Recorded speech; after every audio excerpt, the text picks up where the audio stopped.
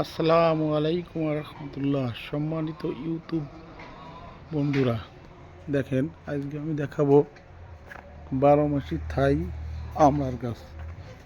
এই বছরই গাছটা রোপণ করছি। দেখেন ওই বড় আমড়া আছে, আবার এই যে মাঝারি সাইজের আছে, আবার এই যে ছোট সাইজের আছে, এর চেয়েও ছোটো আছে।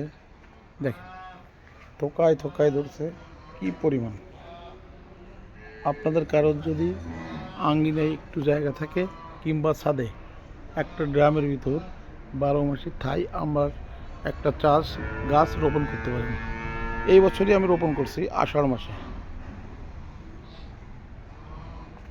দেখেন মানে জুলাই মাসে আমি এই গাছটি রোপণ করছিলাম। কি অবস্থা দেখেন, এত দ্রুত বর্ধনশীল গাছ। যদিও বা এখন পাতা পড়ে যাচ্ছে, নতুন পাতা গজাবে আর কয়েকদিন পরই। অসাধারণ, এক কথায় অসাধারণ। এর একটা গাছ যদি কেউ তার বাড়ির আঙ্গনে লাগাইতে পারে, তো আমার মনে হয় ভিটামিন সি এর অভাব তার থাকবে না।